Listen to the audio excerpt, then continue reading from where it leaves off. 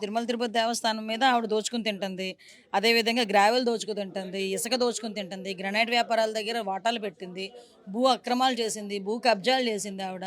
సాక్షాత్తు దళిత కౌన్సిలర్ దగ్గర సుమారుగా రూ. 40,00,000 వైస్ చైర్మన్ కింద వైస్ చైర్ సారీ చైర్పర్సన్‌కి ఇస్తానని చెప్పేసి డబ్బులు తీసుకుంది. ఇవన్నీ నేను ఆరోపిస్తున్నాను. ఇవన్నీ నాకు తెలిసిన ఇన్ఫర్మేషన్స్. నీది తప్పు అంటావా? రోడ్డు మీద రా, బయటికి రా. దానికి సమాధానం చెప్పు.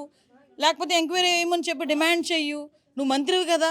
ఈరోజు బయటకొచ్చి ఎందుకు దీని గురించి మాట్లాడలేకపోతున్నావు? మాట్లాడితే దానికి సమాధానం చెప్పడానికి ఎనీ టైమ్ ఎక్కడికైనా రావడానికి నేను సిద్ధంగా ఉన్నానని చెప్తున్నాను. దానికి అంతే, అంతే. అంతకుమించి వేరేదేమి లేదు. నేను చెప్పిన లిస్ట్‌లోని నేను ఇవేమి చేయలేదు అని ఆవిడని బయటకొచ్చి చెప్పమనండి. అప్పుడు ఆవిడ చేసిందో లేదో అని ఆధారాలు నేను చూపిస్తాను. నేను ఆరోపణ చేశాను.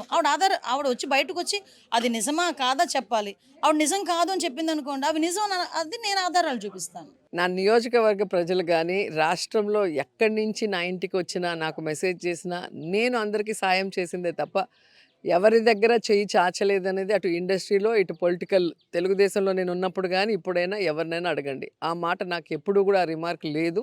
అలా మాట్లాడారు అంటే భగవంతుడు వాళ్ళకి ఖచ్చితంగా బలమైన శిక్ష వేస్తాడు.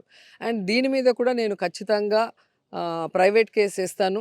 నా గౌరవానికి నా ప్రతిష్టకు భంగం కలిగించిన ఎవరిని కూడా నేను వదిలిపెట్టను. లాస్ట్ టైం కూడా చెప్పాను, అది ఏ పార్టీ వాళ్ళైనా కూడా వాళ్ళ లిమిట్స్లో వాళ్ళు ఉండాలి. ఇష్టానికి పబ్లిసిటీ కోసం ఓవర్ నైట్ మనం పెద్దవాళ్ళు అవ్వాలని చెప్పి నా మీద ఏదైతే అది మాట్లాడచ్చు ప్రెస్ క్లబ్లో, ఎందుకంటే పచ్చ ఛానళ్ళు దాన్ని బాగా ప్రమోట్ చేస్తాయన్న ఆలోచనతో కొంతమంది ఇది చేస్తున్నారు.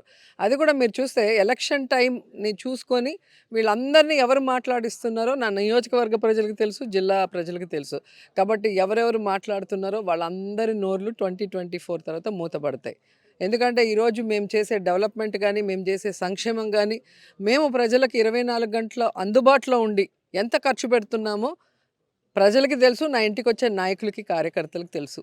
ఎక్కడో ఎవరో ఏదో మాట్లాడారని వారికి సమాధానం చెప్పాల్సిన అవసరం నాకు లేదు.